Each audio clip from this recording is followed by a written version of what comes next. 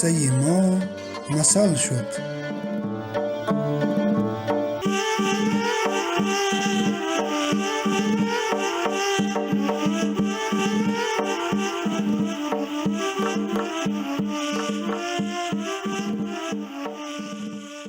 به نام حضرت دوست که هرچی دارم از اوست.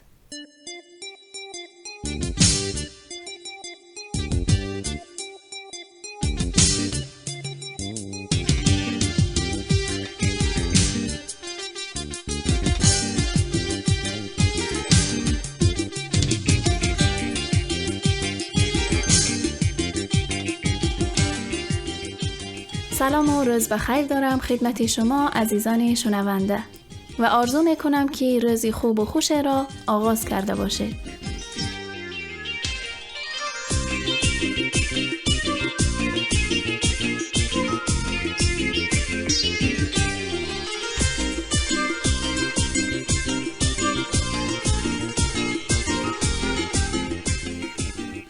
مدینه حیدرزاده هستم از استودیوی رادیو مهر با برنامه دیگر از مجموعه برنامه‌های قصه ما مثل شد. سپاس که شنونده ما هستید.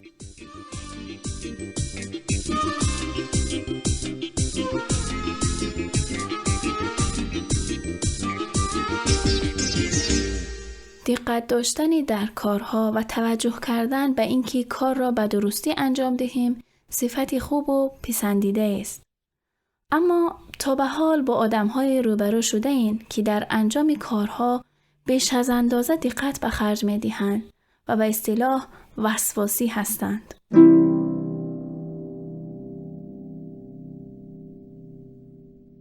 این آدم‌ها هر چیزی را چندین بار بررسی می‌کنند و کارهایشان را با سرعت بسیار کمتر انجام می‌دهند. مثلا لیستی برنامه‌هایشان را بارها و بارها مرور می‌کنند و خلاصه در هر چیز وسواس دارند. و وقتی از آنها دلیل این کار و رفتارشان را می‌پرسیم، در جواب می‌گویند کار از محکم کاری عیب نمی‌کند.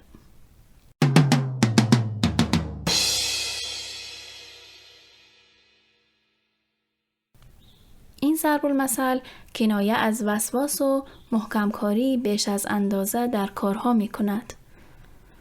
دوستان عزیز، بشنوید داستان این ضرب المثل را که شرح حال چنین آدمایی است که با رفتارهای عجیب خود نه تنها باعث عذاب و زحمت خودشان می شوند که اطرافیانشان را هم دچار خستگی و کلافگی می کنند. یکی از این آدمها ملا نصرالدین است که میگویند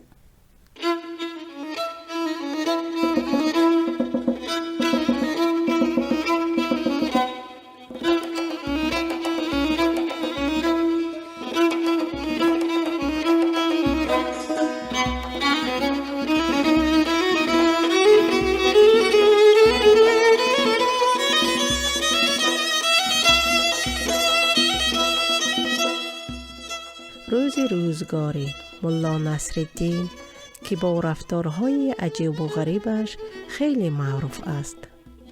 در باغچه حیاط خانه‌اش چند ساقه کوچک از درخت انگور را پرورش می‌داد.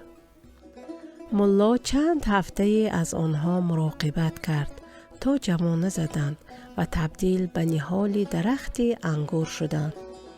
ملا نصرالدین که خیلی خوشحال بود و توانسته بود نتیجه زحمتش را ببیند، ذوق زده شده بود و از نهالها به شدت مراقبت میکرد.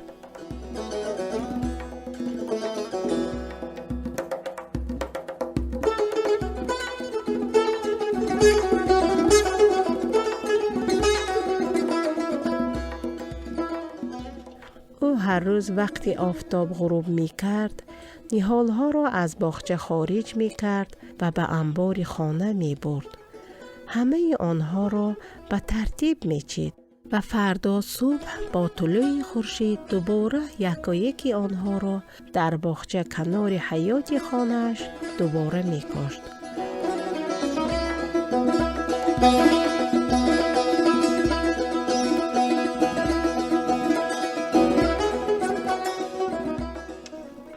آوازه این روش باغداری ملا نصرالدین در شهر پیچیده بود.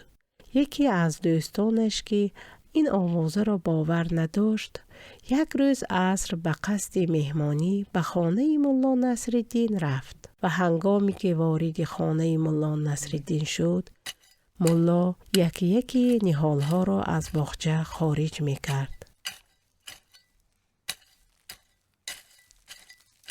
دوستش در حیاط نشسته بود و کاری او را نگاه می‌کرد. مرد آن شب را در کنار ملا ماند.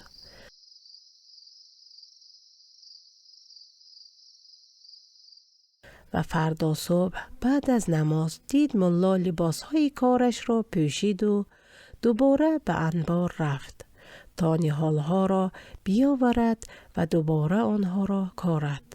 ملا نصرالدین رفت لب حوض تا دستهایش را بشوید.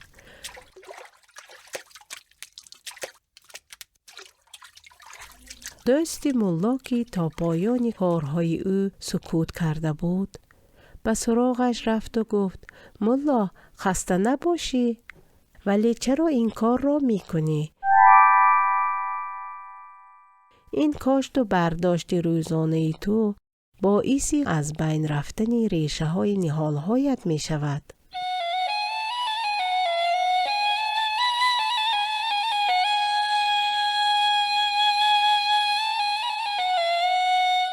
ملا لبخند زد و گفت: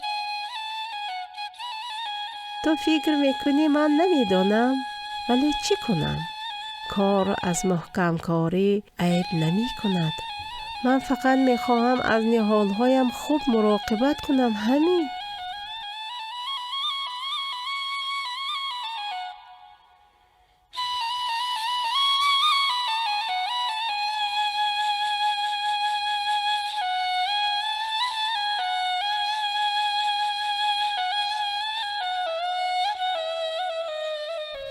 بله دوستان، حکایت را شنیدیم و همه ما می‌دانیم که دیر نمی‌گذرد که همه آن نهال‌ها از بین خواهند رفت.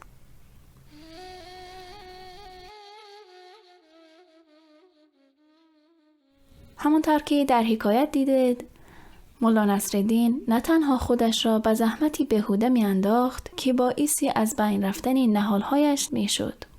پس رعایت حد میانه و تعادل در هر کار از لوازم موفقیت در کارها و روابط است.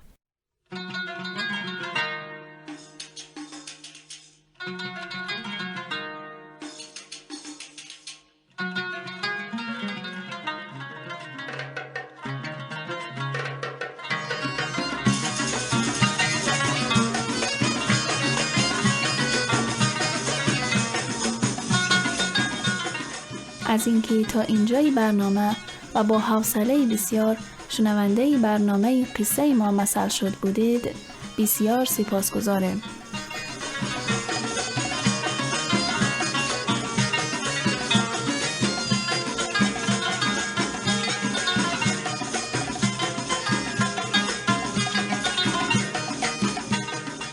و باعث افتخار و خوشحالی ماست که با نظرات و پیشنهادات ارزشمند خودتان در بهتر شدن برنامه‌ها یاری کنید.